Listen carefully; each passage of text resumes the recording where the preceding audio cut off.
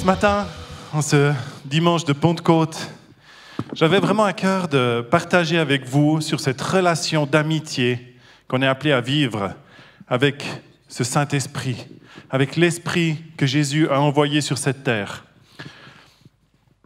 On peut juste être ici puis se dire, ben voilà, c'est le dimanche de Pentecôte, je vais être rempli. Mais je crois que Dieu en a bien plus pour nous que juste nous remplir. Il a envie de nous donner, de pouvoir vivre cette relation avec lui. Et en réfléchissant à l'amitié, je me suis dit qu'on avait peut-être besoin de redéfinir un tout petit peu ce qu'est l'amitié. Parce qu'aujourd'hui, pour la plupart d'entre nous, on est connectés à des réseaux sociaux. Alors moi, j'ai regardé ce matin, j'ai un peu plus de 500 amis. Je ne suis pas très actif sur les réseaux sociaux, donc je n'ai pas beaucoup d'amis. Mais quand même, 500, c'est pas mal. Et puis, on a développé une nouvelle façon de voir l'amitié. L'amitié, c'est des gens qu'on ne connaît même pas pour certains, ou qu'on connaît un tout petit peu parce qu'on les a croisés une fois, et puis qui de temps en temps mettent un j'aime sur quelque chose qu'on publie sur Facebook ou sur un autre réseau social. Et puis on se dit que c'est ça l'amitié.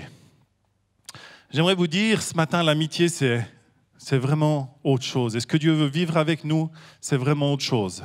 Et on a aussi ce risque dans notre marche chrétienne de devenir des amis de réseaux sociaux. On vient au culte le dimanche matin, à la fin du culte, on dit « j'aime » ou « j'aime pas », parce qu'on peut aussi dire si on n'aime pas. Et puis, on repart pour notre semaine.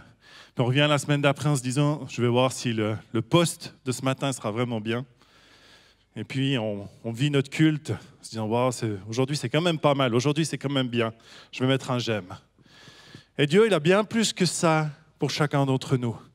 Il n'attend pas juste que tu viennes le dimanche matin pour dire si tu as aimé ou si tu n'as pas aimé le pasteur, si tu as aimé ou tu n'as pas aimé le groupe de louanges, si tu as senti la présence ou pas senti la présence.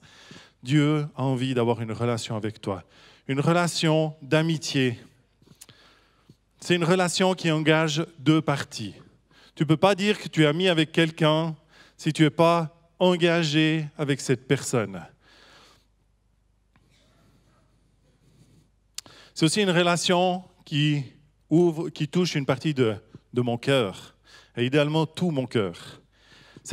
Un ami, c'est quelqu'un à qui je peux parler. Je peux parler de mes exploits, je peux parler de ce que j'ai réussi, et je peux aussi parler de mes défis, de mes difficultés, de ce qui dans la vie parfois ne va pas comme j'aurais aimé. Je crois que c'est ça l'amitié, c'est vraiment une relation vraie, une relation où on peut vivre les choses l'un avec l'autre. C'est aussi une relation où il y a du contact. Alors c'est l'avantage des réseaux sociaux, je parle des amis à l'autre bout du monde, et puis de temps en temps leur demander s'ils vont bien. Mais je crois que la vraie amitié, c'est que on se parle, que on s'écoute l'un l'autre. Et je crois que c'est ça que Jésus voulait en envoyant son esprit sur cette terre avec nous. C'est que nous puissions être en relation avec lui. Ce que Jésus a voulu, c'est une relation, un partenariat. Dieu a envoyé son Fils sur la terre et son Saint-Esprit pour nous sauver, pour que nous soyons en relation, et pas pour faire de nous des esclaves d'un nouveau royaume, mais pour faire de nous des fils et des filles. L'ennemi, lui, son but, c'est de nous tenir en esclavage. La différence entre l'esclavage et l'amitié, c'est que quand tu es esclave, on prend ta vie. Quand tu es ami, tu donnes ta vie. Et la question ce matin, Jésus, il a fait ce choix. Et il a dit, il n'y a pas de plus grand amour que de donner votre vie pour vos amis. Jésus, il a fait ce choix de donner sa vie pour nous. Il a fait ce choix d'envoyer son esprit sur cette terre pour que nous puissions être en relation avec lui. Et il nous a laissé chacun libre d'accepter ce cadeau qu'il nous avait fait ou bien pas. Personne ici a été forcé par Dieu de dire oui, c'est un choix personnel. J'aimerais dire aussi, l'amitié, ce n'est pas forcément une relation d'égal à égal. On n'est pas tous dans les mêmes réalités, mais on peut être amis. Et quand on parle de cette relation d'amitié avec Dieu, ce n'est pas que je deviens l'égal de Dieu et puis que maintenant je suis aussi assez grand pour décider. Dieu est Dieu et on veut laisser Dieu être Dieu. Et la Bible, elle parle à plusieurs reprises de cette crainte de l'Éternel. Ce n'est pas la peur où je tremble et puis je dois avoir peur de mon Dieu parce qu'il est méchant, mais c'est cette crainte de qui est Dieu et je le respecte pour qui il est. Donc je crois qu'on peut vivre une relation forte avec lui tout en reconnaissant qu'il est Dieu et en le laissant à sa juste place. On a 2 exemples dans la Bible de relations d'amitié fortes. La première, c'est celle de Jonathan et David. Il n'y avait rien entre ces 2 gars d'humainement pour qu'ils soient amis. Un était le fils du roi, le futur roi, dans la logique humaine. Il avait tout ce qu'il lui fallait. L'autre, c'était un berger audacieux qui était rentré dans l'armée de Saül. Et à un moment donné, ces 2 gars vont se rencontrer et leurs cœurs vont se connecter d'une relation tellement forte qu'autant que l'un que l'autre sont prêts à donner leur vie pour que leur relation puisse tenir. Et Jonathan, pour moi, on parle souvent de David dans cette histoire de l'amitié. Mais je me dis, Jonathan, quel prix il était prêt à payer pour être l'ami de David. David, il avait été oint comme prochain roi à sa place. Logiquement, Saül mourait, c'était Jonathan qui devenait roi. Et puis Dieu dit différemment, et il dit, ce sera David le prochain roi. Et Jonathan dit, je vais donner ma vie pour toi. Et il a pris des risques auprès de son père pour sauver la vie de David. Et l'autre exemple d'amitié qu'on a dans la Bible, c'est Jésus avec ses disciples. Jésus était le Fils de Dieu. Ils n'étaient pas dans une réalité d'égalité, mais Jésus a aimé ses disciples et il a dit, je vous appelle mes amis. Et ce que Jésus veut pour nous aujourd'hui, c'est que nous puissions être ses amis. Et c'est pour ça qu'il nous a envoyé son esprit, pour que nous puissions vivre pleinement cette réalité d'une relation. Pas juste une Pentecôte une fois par année, pas juste une fois la Pentecôte, mais rechercher Dieu de tout notre cœur. Alors, j'ai envie de parler un tout petit peu de ces 2 parties qui sont appelées à être dans cette relation d'amitié. Qu'est-ce qu'on a à recevoir de cette relation avec l'Esprit Saint et qu'est-ce qu'on a aussi à donner et à investir dans cette relation. La première chose, je le redis encore une fois, une relation se base toujours sur un dialogue. Il n'y a pas de relation si on ne se parle pas.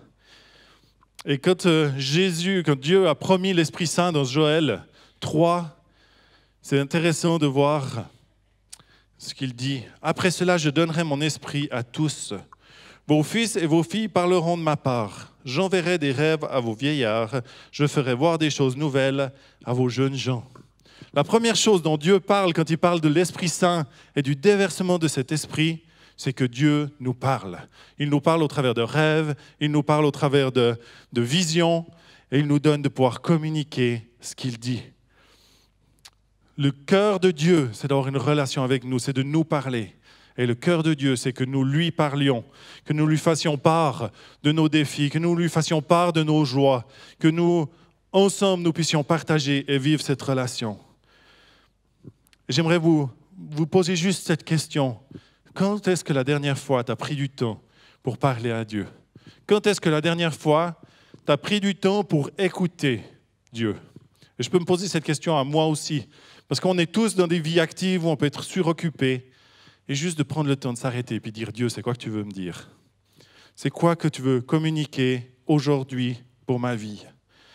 Dieu désire que nous prenions ce temps, pas seulement pour lui parler, puis lui dire tous nos besoins, et puis prendre les 5 minutes du matin pour prier et de finir la journée, mais pour écouter ce qu'il a à nous dire, pour vivre vraiment cette relation. Dans cette relation avec l'Esprit, une des premières choses qui nous est donnée, c'est notre identité. Dieu est venu, Jésus est venu pour nous sauver. Et l'Esprit, la parole de Dieu le dit, définit et nous dit qui nous sommes. Romains 8, 15. Vous n'avez pas reçu un esprit de servitude pour être encore dans la crainte, mais vous avez reçu un esprit d'adoption par lequel nous crions « Abba, Père ». Galates 4, verset 6. Oui, vous êtes vraiment ses enfants, La preuve, c'est que Dieu a envoyé dans nos cœurs l'Esprit de son Fils, l'Esprit qui nous fait dire « Abba, Père ». Donc, tu n'es plus un esclave, mais un enfant de Dieu. Et comme tu es son enfant, Dieu te donnera l'héritage qu'il garde pour ses enfants. Waouh, quelle promesse. L'Esprit Saint nous dit qui nous sommes en Dieu.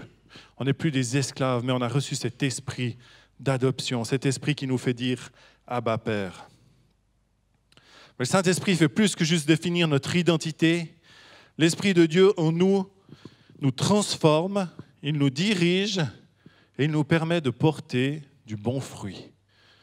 Quand on laisse l'Esprit de Dieu dans nos vies œuvrer pleinement, il y a une transformation qui se passe. J'aimerais lire avec vous Galates 5, les versets 13 à 25. Vous, frères et sœurs, vous avez été appelés à la liberté. Mais cette liberté ne doit pas être une excuse pour vos désirs mauvais. Au contraire, mettez-vous au service les uns des autres avec amour. Toute la loi de Moïse est contenue dans un seul commandement. Tu dois aimer ton prochain comme toi-même. Mais si vous vous mordez et si vous vous blessez les uns les autres, attention, vous allez vous détruire. C'est pourquoi je dis, laissez l'Esprit Saint conduire votre vie. Ainsi, vous ne suivrez pas vos désirs mauvais. Ces désirs mauvais luttent contre l'Esprit Saint et l'Esprit Saint lutte contre ces désirs. Entre eux, c'est la guerre et le résultat, c'est que vous n'arrivez pas à faire ce que vous voulez. Mais si l'Esprit Saint vous conduit, vous ne dépendez plus de la loi. Ce que les désirs mauvais produisent, on le voit bien, ils mènent une vie immorale et mauvaise. Ils se conduisent n'importe comment. Ils adorent les faux dieux, ils pratiquent la sorcellerie, ils détestent les autres, ils se disputent, ils sont jaloux, ils se mettent en colère, ils cherchent à passer devant tout le monde. Ils se divisent en partis et en groupes opposés. Ils veulent ce que les autres possèdent, ils boivent trop, ils mangent trop, et ils font encore bien d'autres choses semblables. Je vous avertis, et je l'ai déjà dit, ceux qui font ces choses-là n'auront pas de place dans le royaume de Dieu. Au contraire, voici ce que l'Esprit Saint produit. Amour, joie, paix, patience, bonté, service, confiance dans les autres, douceur, maîtrise de soi. La loi n'est sûrement pas contre ces choses-là. Ceux qui appartiennent au Christ Jésus ont cloué sur la croix les désirs mauvais qui les entraînent, puisque l'Esprit Saint nous fait vivre.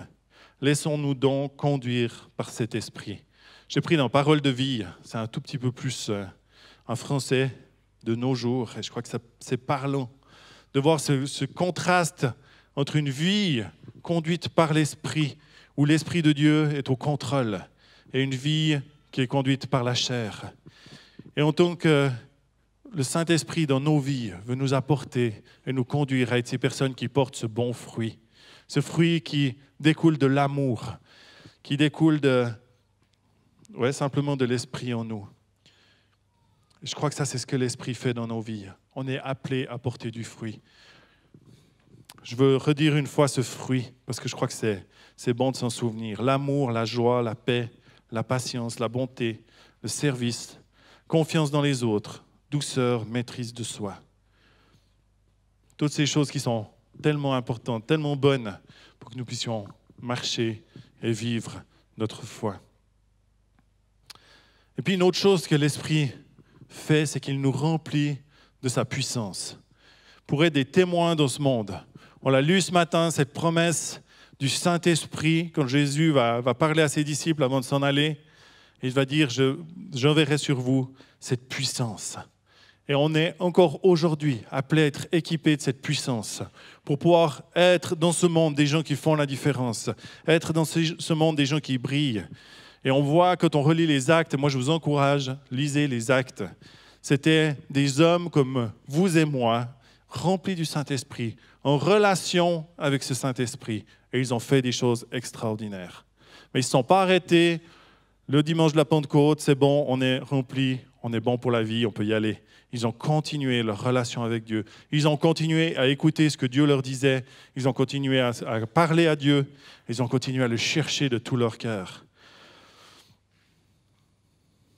Et aujourd'hui, mon désir le plus grand, c'est qu'on puisse être rempli de toute la plénitude de cette présence de Dieu en tant qu'Église. Pas juste la puissance, pas juste les bons fruits de l'Esprit en nous, mais toute la plénitude. Des vies qui sont remplies de son Esprit, qui sont changées, qui sont transformées, qui marchent de gloire en gloire et qui portent du bon fruit.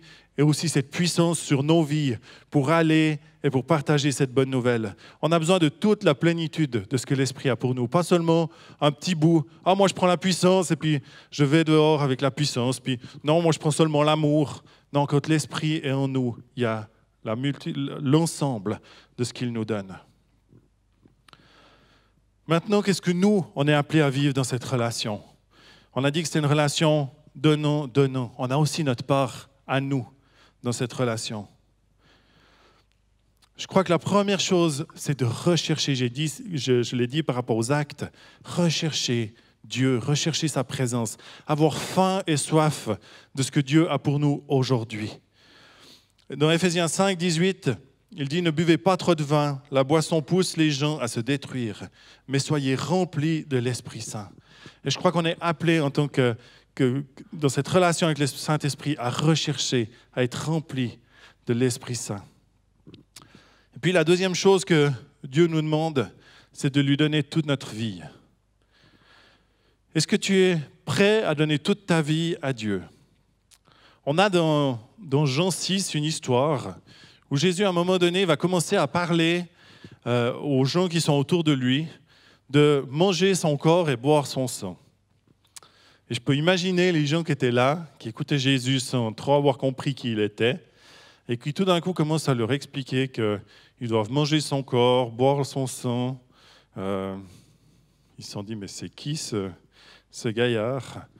Et quand on lit l'histoire, au bout d'un moment, on voit que beaucoup des disciples, parce qu'on parle souvent des 12, mais Jésus avait beaucoup d'autres mondes qui le suivaient, sont partis. Et puis, il ne restait plus que les 12 à côté de Jésus. Et Jésus va leur dire, vous aussi, vous voulez partir? Et puis, c'est Pierre, le fougueux, qui répond, mais on irait où? Et je trouve magnifique cette réponse de Pierre, c'est, on a tout donné, on a tout laissé derrière nous pour marcher avec toi. On va où si on te laisse? Alors il dit aussi autre chose, il dit, tu as les paroles de la vie. Pierre, il avait une révélation plus grande de ce cœur que Jésus avait. Mais il avait aussi fait le choix de tout donner pour marcher avec Jésus. Il avait laissé son entreprise, laissé son bateau, en tout cas un bout, parce que de temps en temps, il y retournait. Mais il a fait le choix de marcher avec Jésus et de donner sa vie pour cela. Et je crois que nous aussi, on a ce choix à faire. Comment est-ce que je vis ma vie avec Dieu? Est-ce que je suis le même le dimanche matin à l'église, le lundi matin au travail, le mardi soir au sport, toute la semaine avec ma famille autour de la table? Est-ce que ma vie entière appartient à Dieu ou bien est-ce que j'ai séquencé un petit peu ma vie? Vous savez, souvent on compare notre vie à une maison. Puis on dit, bon, telle pièce, je laisse Jésus rentrer, puis dans telle pièce, ça serait peut-être mieux qu'il ne vienne pas. Et je crois que ce que Dieu veut, c'est toute notre vie. Dieu ne s'intéresse pas seulement à ta vie spirituelle, à ton petit moment de prière et puis à ton culte du dimanche matin, mais Dieu désire être dans toute ta vie. Et il désire que tu lui donnes toute ta vie. Une autre chose qu'on est appelé à faire, c'est à lui obéir. Ça, on aime moyen. Hein? Quand c'est cool, quand on est dans la présence de Dieu le dimanche matin, on est tous d'accord de dire « je veux obéir ». Mais quand Dieu commence à nous parler un petit peu de façon plus pointue par rapport à notre propre vie, par rapport à nos propres choix, par rapport à ce qu'on est en train de faire, alors là, ça se discute déjà un petit peu plus l'obéissance. Mais Jésus va dire dans Jean 15, 14, « Vous êtes mes amis si vous faites ce que je vous commande. » Qui a envie d'être l'ami de Dieu aujourd'hui? J'espère tout le monde, parce que je crois que c'est ce qu'il y a de meilleur. Et je crois qu'on sait qu'on est en train de servir un Dieu qui est bon. On est en train de servir un Dieu qui veut le meilleur pour chacun d'entre nous. Alors, Je ne suis pas en train de vous dire que vous dites, vous levez la main ce matin, la vie c'est facile, il n'y a plus de défis, il n'y a plus de combats, vous êtes les amis de Dieu, tout est beau, mais Dieu sait ce qu'il y a de meilleur pour toi. Et au travers même des difficultés, au travers même des épreuves, cette relation avec Dieu te permet de continuer et d'avancer.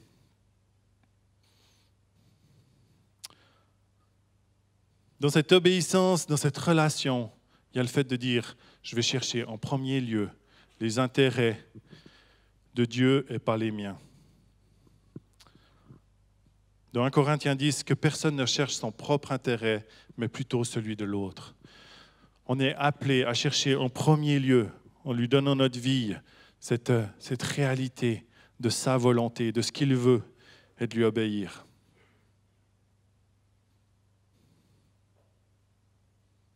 Je crois que souvent, on désire la bénédiction de Dieu. Et puis, on est prêt à courir le monde pour que Dieu nous bénisse. Mais on voit que la bénédiction vient au travers de l'obéissance. Où est-ce que tu en es par rapport à l'obéissance? On a une histoire dans Samuel avec le roi Saül. Le roi Saül, il va faire la guerre. Je ne sais plus quel peuple, j'ai oublié ça. Et puis, Samuel lui donne des règles bien précises, en lui disant, tu voues à l'interdit tout ce qu'il y a sur cette terre. Et puis Saül, en arrivant et en menant le combat, il a trouvé qu'il y avait quand même quelques trucs qui étaient bien, puis qui pourraient faire un bon sacrifice pour Dieu. Alors il a gardé les brebis grasses, il a gardé les bœufs gras, puis il a gardé le roi vivant, et puis il est rentré du combat. Et Dieu voit les choix qu'on fait, Dieu voit notre obéissance ou pas.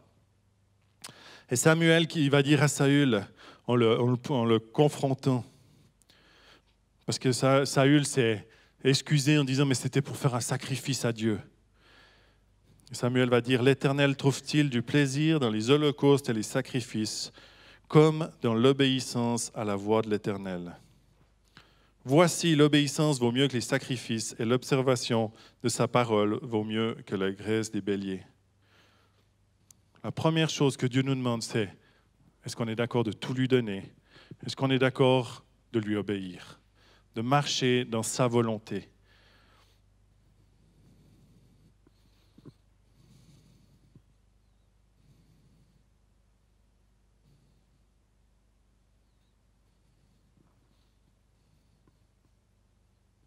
Vous savez, quand on ne marche pas dans ce que Dieu veut, alors on attriste l'Esprit Saint.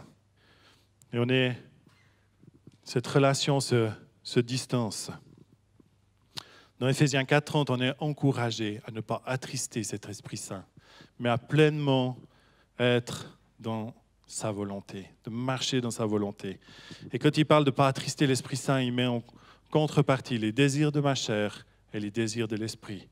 Est-ce que c'est ma chair qui commande et puis j'obéis mieux à ce que mes désirs sont, ou est-ce que j'obéis à ce que Dieu m'a demandé?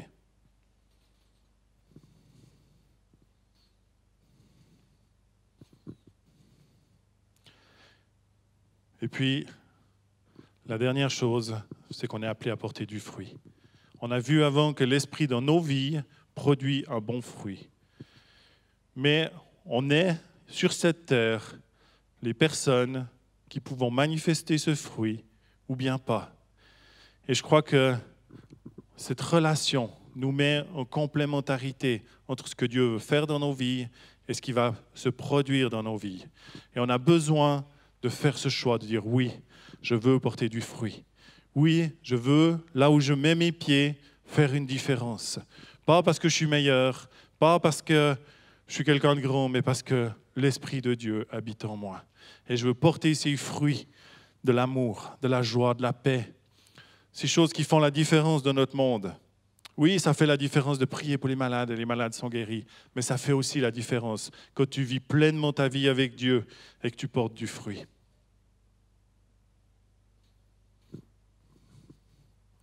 Donc je crois qu'il y a vraiment ces deux fruits qu'on veut porter.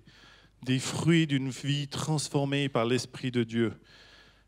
Et ce fruit qui est capable d'aimer pleinement. Et il y a les fruits de la puissance, si je peux dire. Ou à quelque part, cette puissance de l'Esprit manifestée dans nos vies amène les malades à être guéris. C'est ce qu'on voit dans les actes. Ils étaient en même temps remplis d'amour et de compassion, et en même temps, ils manifestaient la puissance de Dieu. Et je crois que c'est ce que nous, en tant qu'Église aujourd'hui, on est appelés à vivre et on est appelés à faire. Dans cette relation avec Dieu, avec l'Esprit qui nous a envoyés, qui vit en nous, alors on est appelés à porter du fruit, à vivre des vies transformées et à manifester sa puissance. J'aimerais inviter la louange à me rejoindre. J'aimerais juste qu'on prenne un petit moment pour se mettre devant Dieu ce matin. Personnellement, pas ma femme, pas mon fils ou non, moi.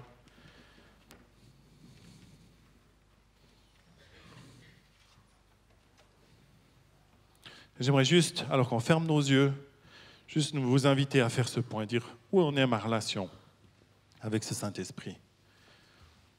Est-ce que oui, réellement, j'ai une relation où je suis plutôt un ami Facebook qui aime ou qui n'aime pas ce que Dieu fait?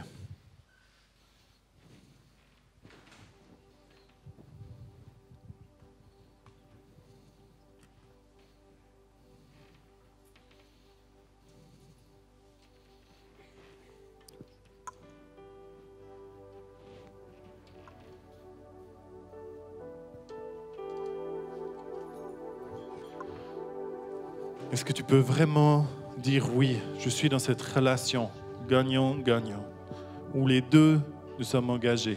Dieu s'est engagé, il s'est engagé il y a 2000 ans et Dieu ne change pas.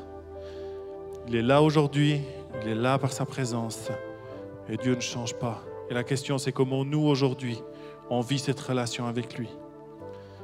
Est-ce que tu es engagé dans cette relation? Est-ce que tu vis vraiment cette relation avec Dieu?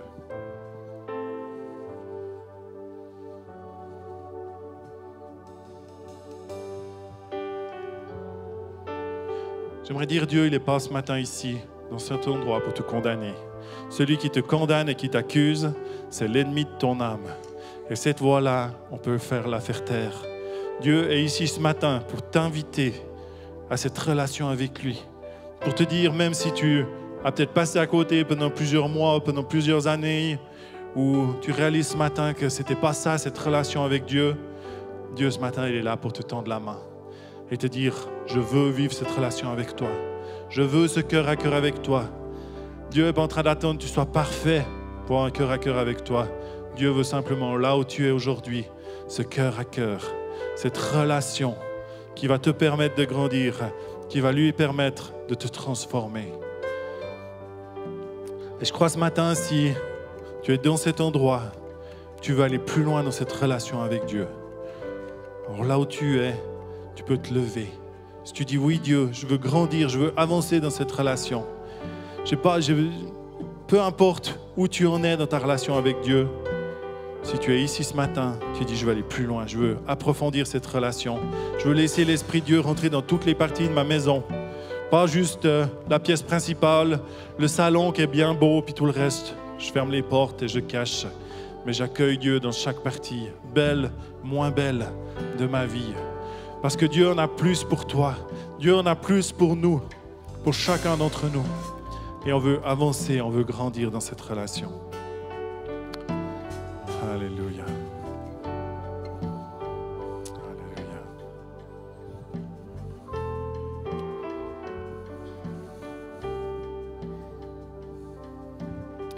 Seigneur, je veux te remettre chaque personne qui s'est levée ce matin. Saint-Esprit, merci parce que tu es là.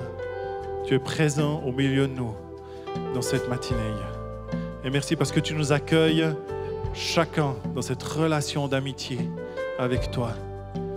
Et tu nous permets de venir, de revenir et d'aller plus loin dans cette relation.